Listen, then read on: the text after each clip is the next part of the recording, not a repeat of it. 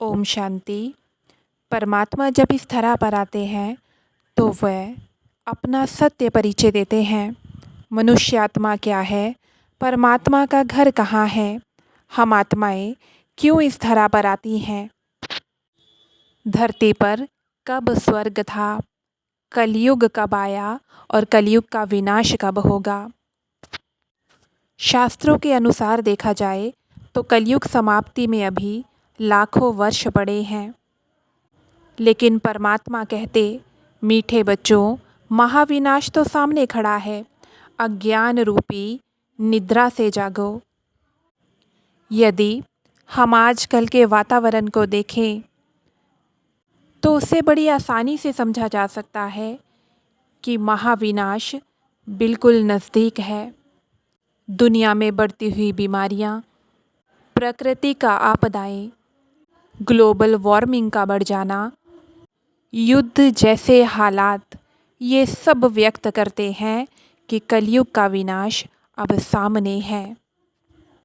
परमात्मा जब इस धरा पर अवतरित होते हैं तो वो अपने ज्ञान द्वारा समझाते हैं कि मीठे बच्चे, इस धरती पर स्वर्ग, त्रेता, द्वापर और कलयुग अपने अपने समय पर आते हैं। ये चारों ही युग अब, जिसकी आयु पूरे 5000 कल्प है, समाप्ति की ओर है। अब हम ऐसे अंतिम समय पर पहुंच गए हैं जहां पर दुनिया में हर मनुष्य आत्मा कितनी परेशान, दुखी है, परमात्मा को बुला रही है, ढूंढ रही है। हर घर में कितनी अशांति है, अकाले मृत्यु है, भ्रष्टाचार, हिंसा, विकारों का बढ़ता हुआ प्रभाव, इन सभी से हम समझ सकते हैं कि कलयुग अभी बच्चा नहीं बल्कि थोड़ा सा बचा है।